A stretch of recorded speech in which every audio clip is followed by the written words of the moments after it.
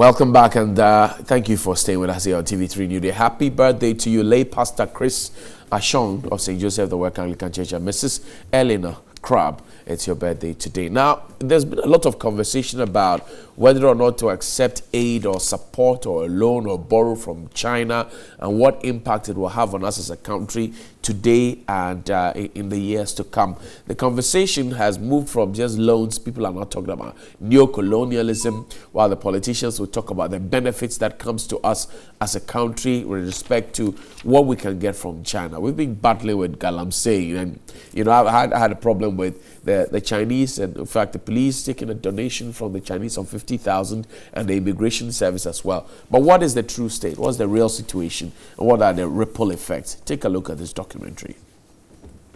The Chinese government's commitment to pump some $60 billion in extra funding to African nations on the back of some $136 billion already dispersed in the past 17 years got much international attention. Reports from Western media outlets sought to suggest China was getting the continent into a debt trap. In China's debt. China is saddling the partner countries with crippling debt. Saddling Africa with unsustainable debt. The scaremongering even went as far as suggesting the offer was an attempt by China to colonize Africa. Not right.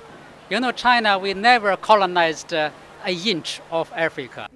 Europe is losing its longtime sweetheart, and they won't let go easily. British Prime Minister Theresa May and German Chancellor Angela Merkel's swift trips across Africa, assuring governments of Europe's good intention and opening of factories, was an indication of their uneasiness. People helping train young people, help shape the energy system in a more efficient manner, adapting it to new challenges, but also to provide assistance in the field of industrialization. China coughed, and the West was catching cold. While we cannot compete with the economic might of some foreign governments investing in Africa, what we can offer is long-term investment of the very highest quality and breadth. Images like these on social media, subtle propagandist messages popped up just at the time of the $60 billion facility announcement.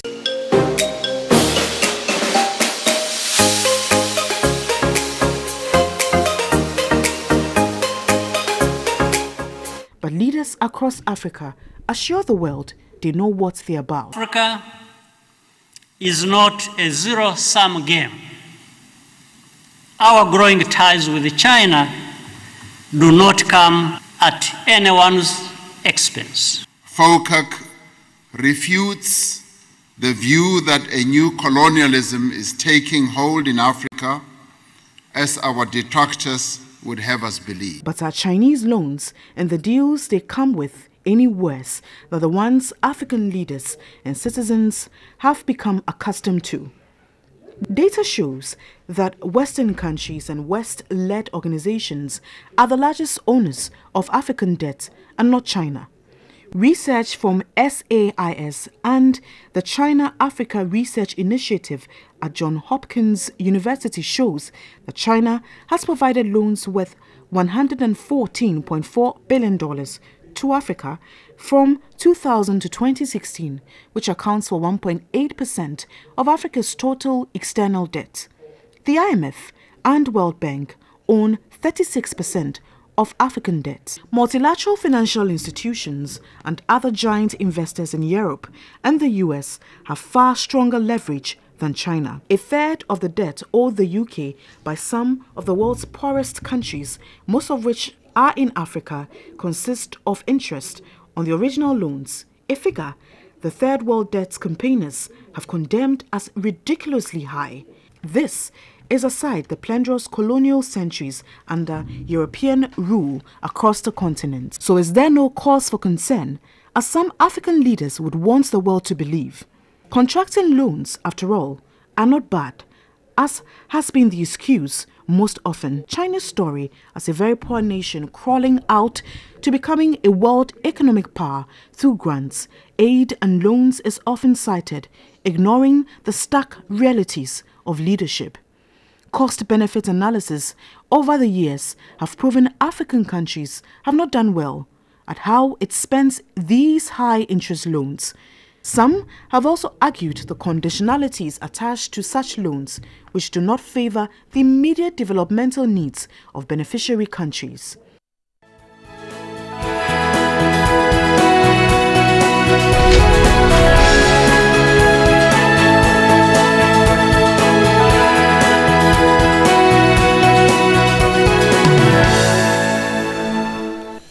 Right, and thanks for your time once again this morning. Daily Graphic, UPSA dismisses 3 lecturers. They solicit sex from female students. Affected staff challenge decision. That's on the front page of the Daily Graphic. And Dr. Ndum's journey across the country is also captured. Support indigenous banks. Daily Graphic has. So the president has inaugurated the Bolga Waga electricity project. The Daily Graphic has a story. The finder, tension mount in police service as ACP Bueno is 60 years today, but it's appointed deputy IGP. What does it mean? We'll talk about that. Ghanaian Times, use of petroleum revenue, we're worried. The Public Interest and Accountability Committee is saying that. And if you check the BNFT, Bank of Ghana to take action on savings and loans. That's the story, the big one captured by the Business and Financial Times. My guest this morning, former Deputy Minister under the previous NDC government, Felix Kwachi-Ofosu, is with me. I'm still waiting for my next guest. Good morning. Good morning. Hope you're doing great. Okay. Thanks for joining us whilst we wait for our guest from the NPP. But let me take a look at this story. If you take a look at the Ghanaian Times, page 11, there's a story, a statement from the camp of the former President Mahama, who is campaigning to lead the NDC. Now, former President Mahama has stated that he will not be cowed by government's constant, consistent and deliberate attempt to malign him. He indicated he is focused on delivering the country from economic hardship, committed to working hard to provide jobs when elected in the 2020 elections, and will not be deterred by constant and consistent and deliberate attempts by the government to malign him. The reason, he says, is that he had not dabbled in politics with senior high school students in the northern region, and that jaundiced, thoughtless and mischievous fabrication by government appointees must be treated with the contempt it deserved. This is a statement signed by Joseph Ejene Boati, who is the campaign spokesperson for former president. Now, if you take a look at the Finder editorial, today I have to read editorial. It talks about the same issue.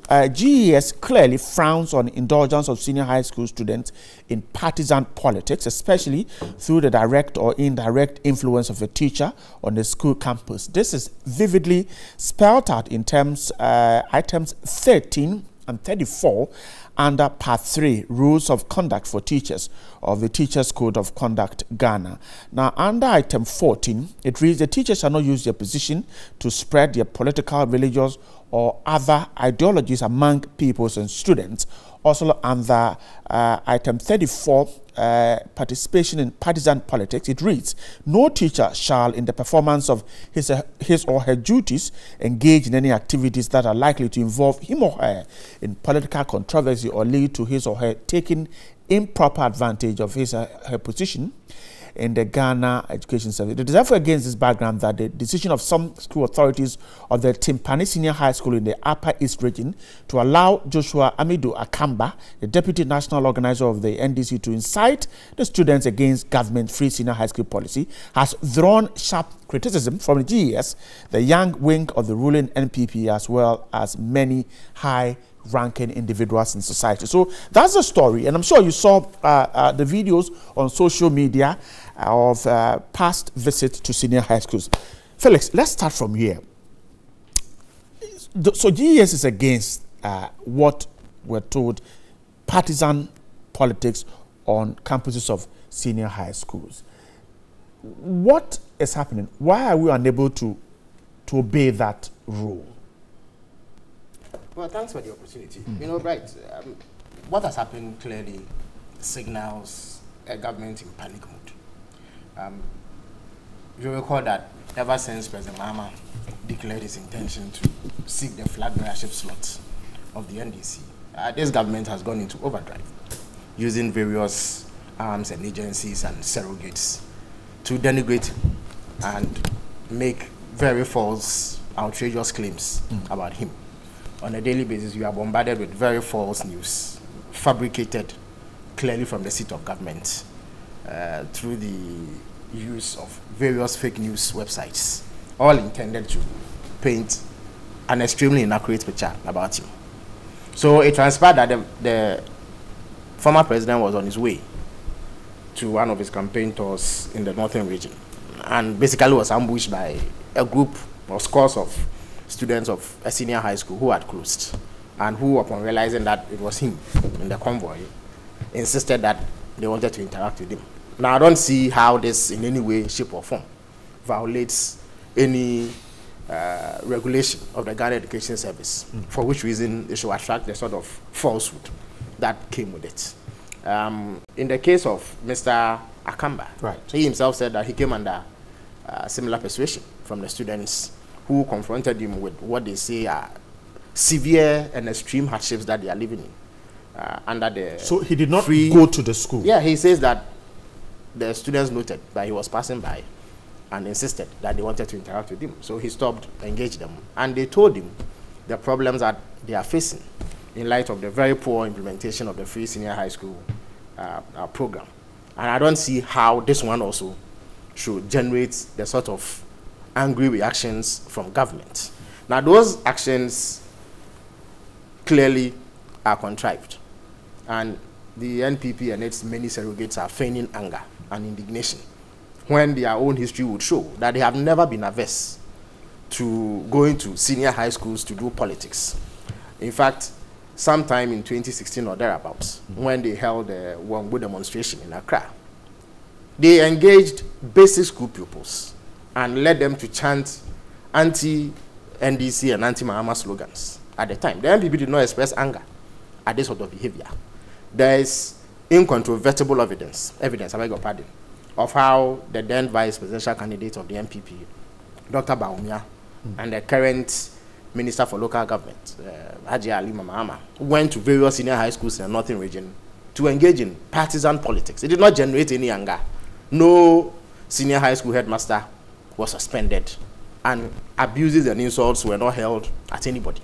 So on what basis is the NPP pretending now to be angry because students have ambushed former President Mahama and Mr. Akamba to interact with them? You see, the impression you get is that the very poor implementation of the free senior high school program has turned up many problems, and this government is keen to suppress coverage of those problems in order to present a story that is not accurate and that does not represent the reality on the ground. As we speak, we are aware that many headmasters who are seeing huge problems with the implementation of the program have been cowed into silence. They are not allowed to voice concern about the problems that they are superintending. You will recall the fate that befell the Presby headmaster, senior high school headmaster. After he opened his doors to the media to tell them the problems he was facing in the school, the congestion and overcrowding and the terrible and deplorable state of affairs in the school, he was transferred summarily to some desk position at the Ghana Education Service as retribution for daring to highlight a problem that has arisen out of this senior high school program. You see, so the MPP must understand clearly, and President Akufo-Addo must understand also, that we don't live in a dictatorship. The president is not Bokassa or Mobutu Sese Seko, under whose regimes people could not speak. He is supposed to be a democratically elected president, so he would act as such.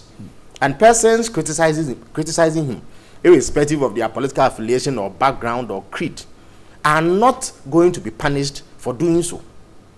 So the conditions that they want to foist on the people of this country, where nobody is allowed to criticize the president and work freely, cannot be tolerated. That kind of conduct always elicits a certain pushback.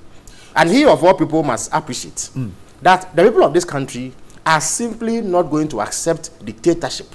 The culture of silence will not be introduced at this juncture when we have made so much progress. All the gains we've made in our democratic exercise will not be eroded because of intolerance. We are unwilling to allow or even permit the undoing of all the gains that we've made in our democratic march. So the New Patriotic Party are going to have to get used to being criticized for their failings. And they are going to have to get used to allowing people to express their opinions, no matter how unpalatable those opinions are. When they were in opposition, they used to say any and everything they wanted about President Mahama and his government. The president himself and the vice president held insults and vituperative attacks on the person of the president. Their communicators held abuse on the person of the president. They got away with it. So nothing is going to change simply because they are the ones in charge. So and if people pay you with their taxes to get a certain job done, and you are unable to do it, and there are clear failings and you want to point it out, you cannot turn around and abuse the very mandate they've given you to suppress their freedoms and their rights to expression. So for you, in the case of Joshua Kamba, you think that the headmaster who's been suspended, that's the information we have, even though we cannot confirm it, has not done anything wrong? But what has he done? If students bump into a politician and engage him in a conversation, and the politician says things that government deems uncomfortable, why should the headmaster bear the brunt of it? When Dr. Baumia and Haji Alima went to those secondary schools in the northern region, which headmaster was held liable? Which headmaster was suspended for it? So why should this poor headmaster be subjected to this sort of vindictiveness, this sort of intolerant behavior, only because his pupils, or sorry, his students have interacted with the politician? What harm has befallen those children? How has that activity disrupted the academic calendar? Or how has that undermined senior high school education or teaching and learning in that particular school to warrant this sort of action? How many times do politicians go to schools to engage in partisan politics? It is not a frequent occurrence. Once in a while it happens. It does not in any way undermine academic work in those schools. So this action is entirely panicky. It shows a government that is jittery about criticism. And it shows a government that implicitly admits that it is failing and is unwilling to allow citizens to have their say on their tenure. And I think that rather than engaging in this sort of high-handedness, they should channel their energies into resolving the many problems that their poor policies have introduced. The hardships that Ghanaians have had to be burdened with because of their poor handling of the economy and national affairs. Look at the hardships that people are really under. Look at the high taxes people are paying. Look at the high cost of fuel, the plummeting of the Ghana cedi.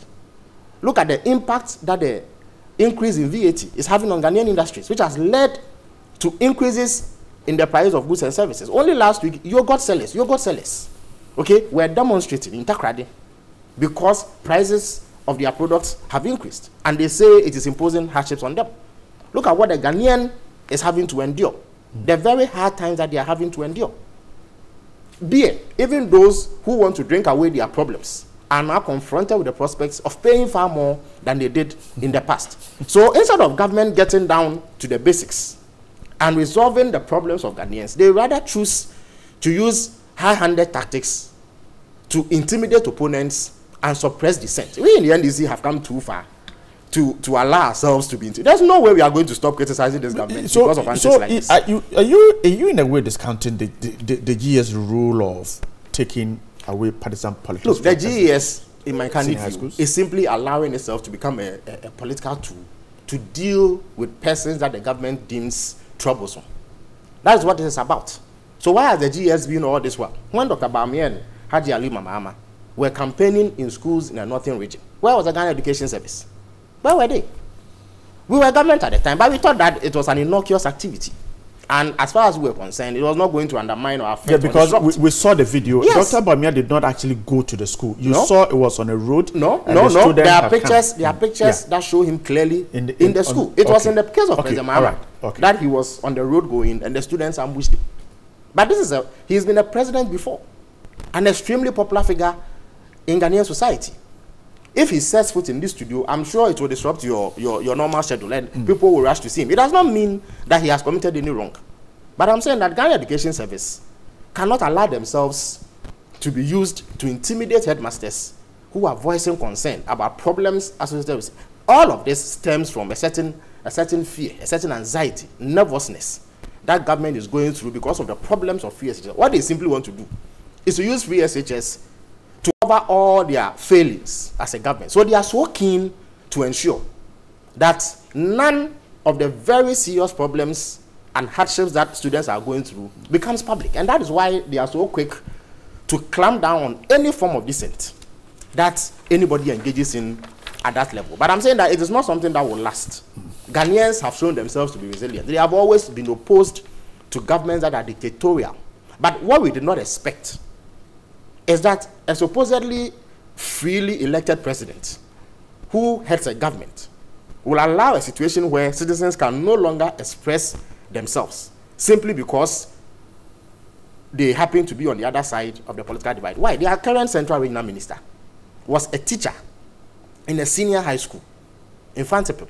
He used to trek from Infantipim to Accra every Wednesday to engage in programs on radio, on which he severely criticized the President of the Republic and the Minister of Education. Nobody dismissed him.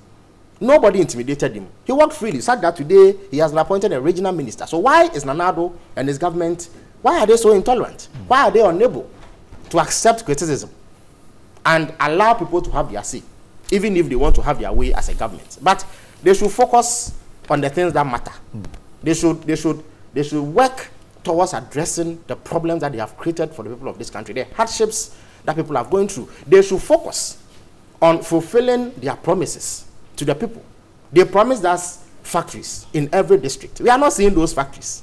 They promised $1 million. The factories will be, factories? Will be ready very soon. Count for me.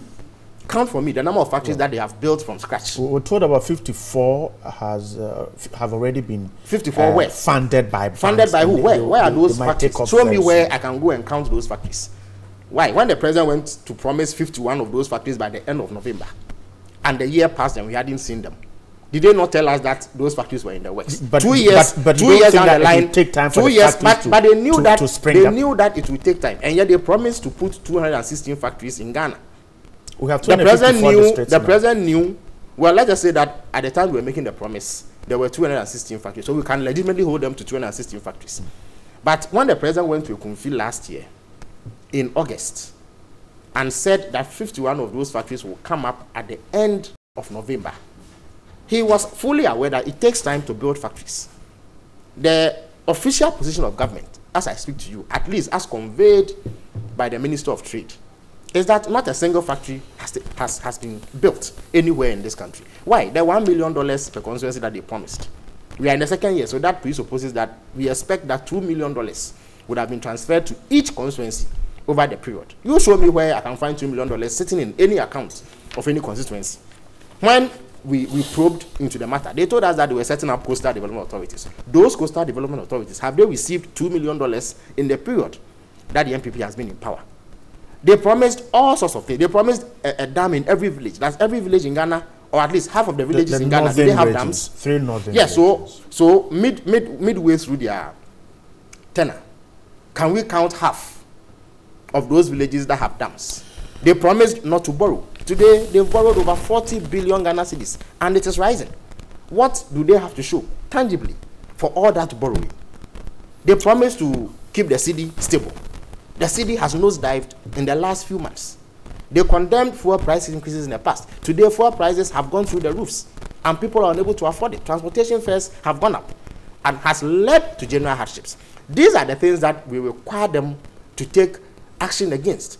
If they are intolerant, we expect them to be intolerant at the persistence of these hardships on the people of Ghana. But they don't take it on the very people from whom they derive their mandate and resources. So we in the NDC remain solid. President Mama will not be distracted.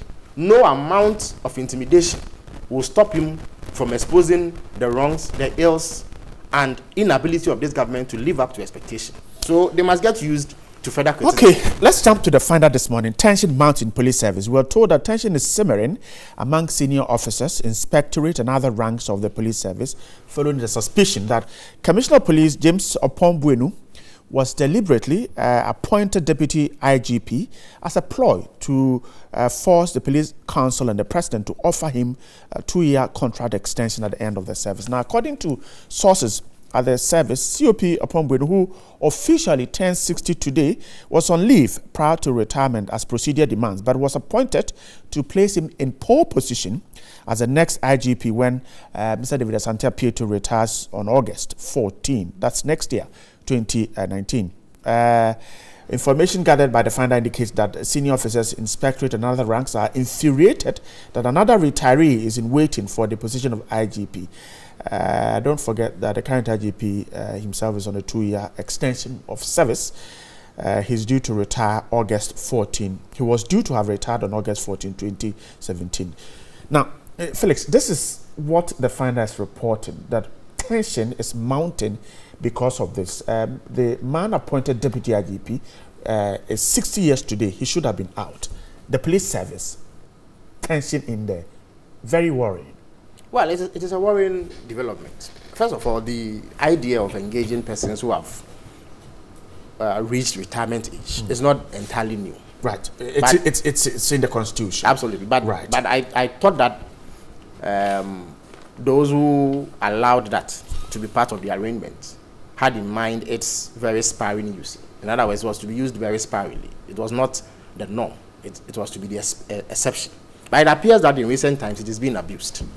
And an impression is being created that there is no room for younger, more vibrant, more energetic personnel to helm some of these vital state institutions. And all the time, we have to track back and get persons who have reached retirement age and are supposed to leave the service. It is a worrying development. It does not bode well for encouraging young people to give up their best in order that they will be spotted and promoted and their talents honed and used for the benefit of all of us. So it came as a surprise to me when news emerged that Mr. Asante Appiah had come to the end of his tenure and had promoted a new deputy IGP who had barely a week or so to go on retirement. In fact, he was on leave after retirement. So it's quite surprising. I don't know how the younger officers who were looking forward to replacing Mr. Asante Appiah or who were looking forward to move further up the ladder will take this news. I don't know what it will do for their morale. But whatever it is, we need to streamline things and realize that there's a reason why people are made to go on retirement. Because I'm sure people like Mr. Asante Appiah, Mr. Bonio and the rest have given up their best. They've rendered very professional, dedicated, loyal service to the state over a period, at least within the time frame that they had the opportunity to do so. And the framers of our laws envisage that at a certain point, you have very little to show. There's no fire in your belly anymore. I mean, you may have run out of ideas, and your ability to come up with new ideas becomes a bit limited. So there's the need to give way for people who have hunger, who have fire in their belly, and who are willing to introduce new ways of doing things. Now, this defeats that kind of purpose. And it's a phenomenon that we need to check going forward as a country. I don't know why we still hanker after persons who clearly do not have much more to offer. I think we should repose more confidence in younger people. We should look forward as a country to benefiting from fresh ideas and giving people the opportunity to also contribute to national. You know, nobody is a repository of knowledge. So after a period of long service, people should be willing to give way for others to take over. So the powers that be ought to watch this phenomenon. And to the extent that it is generating tension within the rank and file of the police, it can have an adverse impact on their ability to live up to their calling as the primary internal security agency. Right. Now, let's quickly take a look at this one, and then we can deal with what's happening. Now, if you take a look at the Daily Guide this morning, there's a story suggesting that Rawlings endorses Nana. It says that former President Rawlings has virtually passed a vote of confidence in President Akufo-Addo and called on Ghanaians to support him to succeed. He described the president as a cultured leader who was doing what his predecessor failed to do while in office, stressing we must all help him. The former president was at the Accra Digital Center when he attended the United Nations Youth Summit with Professor Jeffrey Sachs, a special advisor to the UN Secretary General. He told the youth that President Akufo-Addo is the most cultured president Ghana has ever had in recent past, saying that he has good plans for the country. That's the story. Felix, so this is the founder of the party you belong to, endorsing the president. Daily Guide is suggesting that this is an endorsement of the president. Well, only the Daily Guide can come up with such a twist. I'm not sure how a complimentary comment from former President Rawlings amounts to an endorsement. The benchmarks that are used to assess the performance of governments should be objective. It should be clear. And in the case of the MPP, that benchmark relates to their own statements and promises. And it also relates to their deliverables, what things that we can point to as having been done by them whilst they've been in power. President Akufo-Addo will be measured by what he does to improve the living conditions of the people of Ghana. So Mr. Rawlings reserves the right to point to a particular attribute of his and highlight it. But I don't think that it constitutes an endorsement. President Rawlings did not say that because of that, he or anybody else should go and vote for President Akufo-Addo. That said, I prefer to use specific benchmarks and metrics to assess him. Indeed, the Accra Digital Center, where this comment was passed, is the handiwork of President Akufo-Addo's predecessor, President Mahama. He is the one who thought it necessary to put up a center like that, where we can create room and opportunity for young people to use ICT to better their lives and earn a decent living, even as they continue to improve upon their living conditions. That is the mark of a leader who deserves accolades, who deserves to be given credit. President Akufo-Addo has done nothing like that. Indeed, if you come to the health sector, what tangibles does President Akufo-Addo have to show? Nothing. When recently they received the First Lady of the United States of America, and they wanted to go and show her a health facility, they took her to a health facility built by President Mahama, which is fully functional and delivering cutting-edge service to the people of this country. Under President Akufo-Addo's tenure, he cannot even open hospitals that have been bequeathed him by his predecessor. So how does he get an endorsement for a poor performance like that? In the area of water delivery, what does he have to show? President Mahama did work that led to the addition of 102 million gallons a day in terms of production capacity. And through that, gave water to an additional 7 million Ghanaians. Where are President Akufo-Addo's deliverables when it comes to water? Is it not too early to? It is not too early. By the second term of President Mahama, he was halfway through with some of the investments that he had made. In the education sector, he started work on 123 senior high schools. By the time he was leaving, about 50 of them had been completed, and many were nearing completion. All that this government had to do was to complete them and open them and make them available for the use of senior high school students. I mean, even after the implementation of the green track and red track and gold track and purple track, or whatever track you want to call it, students are still sitting on the floor. Yesterday, I saw some very harrowing pictures of how senior high school students were sitting on the bare floor and receiving instruction. President Mahama built universities. Where are President Akufo-Addo's offerings? As I speak to you, I am not aware of a single shed that President Akufo-Addo has built to enhance education. In the housing sector, President Mahama has built houses, thousands of them. They are sitting idle, they are rotting away. President Akufo-Addo will not even open them. So the man cannot even open what has been bequeathed to him by his predecessor, so that the people of Ghana will enjoy. If you go to Saglemi, those houses are lying there, rotting away. At a time when we have a problem with housing, there's a huge housing deficit. People within the middle income bracket are looking for affordable houses to live in. And yet we have thousands of housing units lying there, receiving no attention from government. If you go to the area of energy, I mean, for some strange reason, they like to take credit for ending doomsday. when the records show that President Mahama ended it. Why? Regrettable as Dumso was, it marked the one time that any Ghanaian leader in the Fourth Republic had tackled a national problem head-on and resolved it comprehensively. That is about the only time that you can point to a national problem, a recurring national problem, that has been comprehensively dealt with. President Mahama achieved that. Where are President Akufo-Addo's offerings in the energy sector? What has he done there? That anybody should repose confidence in him. In fact, his own promises, the very promise that he made to us, that he will build 216 factories. 51 of them will be completed by last year, by the end of last year, has not been fulfilled. $2 million should accrue to each constituency as we speak. I don't know of any dime that has gone out of that said amount. He said that he was going to manage the economy such that there will be no increases in taxes, there will be no borrowing, but he will mobilize domestic revenue. He has absolutely nothing to show for that. He has borrowed and borrowed and borrowed, and yet has nothing tangible to show in terms of convincing people that when he borrowed, this is what he used it for. All that money has gone into consumption, recurrent expenditure. And it's the reason why they are unable to pinpoint any credible or tangible achievement. Meanwhile, only 2 years ago, his vice presidential candidate, now Vice President of Ghana, His Excellency Dr. Bawumia, was on the rafters saying that we had borrowed and pumped it into consumption, when that was not true anyway, and that if you borrow money and pump it into consumption, it is an example of incompetent handling of the economy.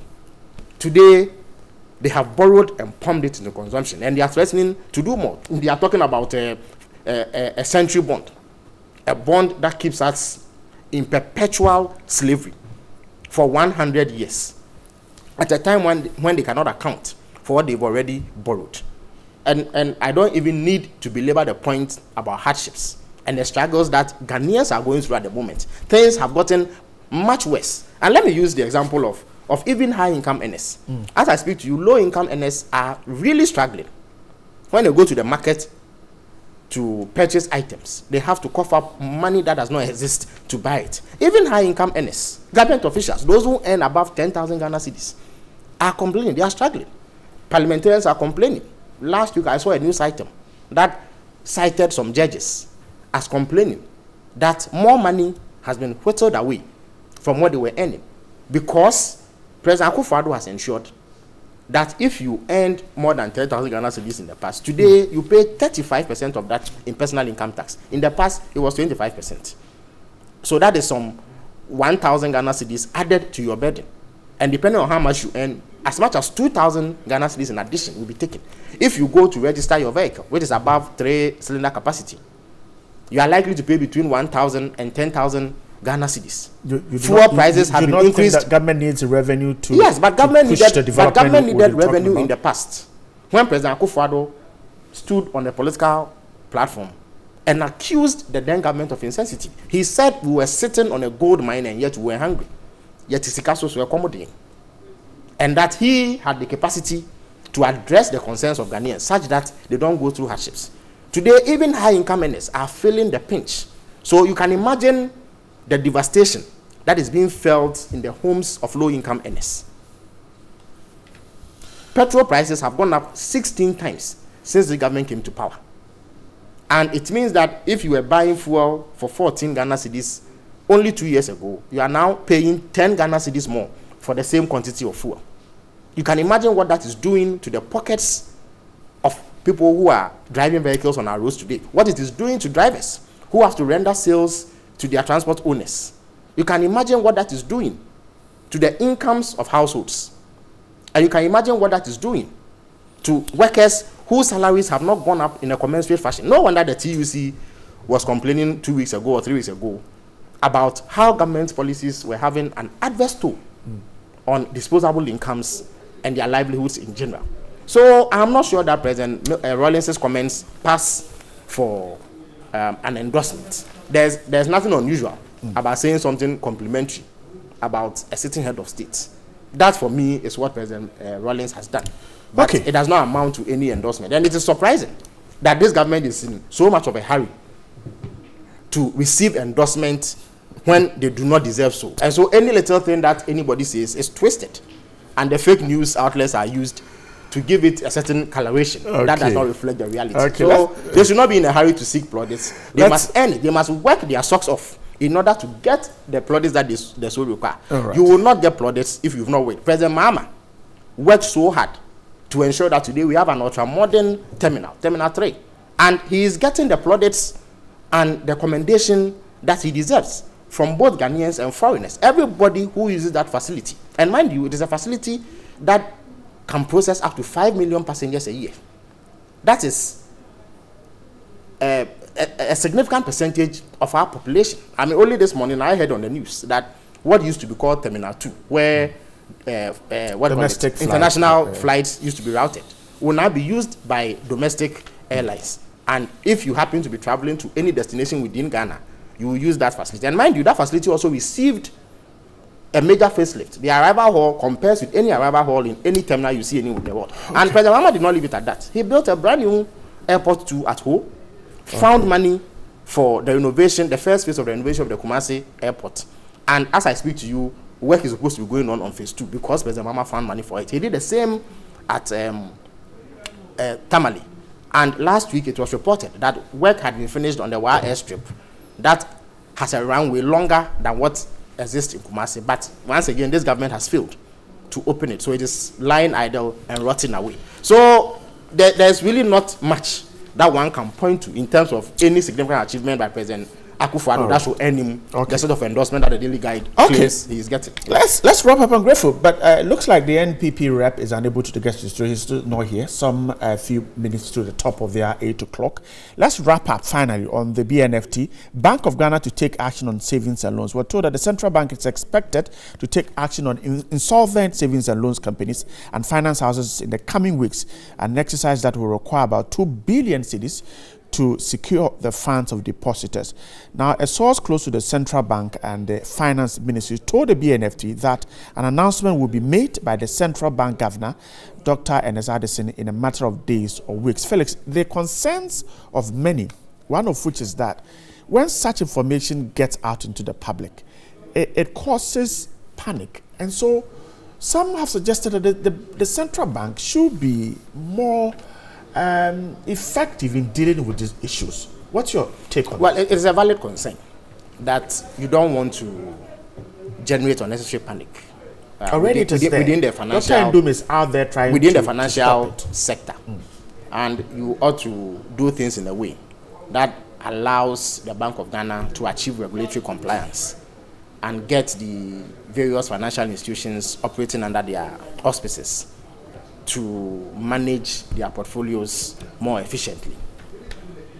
But it is also imperative that the whip is cracked and errant organizations that are not complying with regulations, that are acting in ways that undermine the health of the financial sector, are also adequately dealt with, at least within the confines of the law.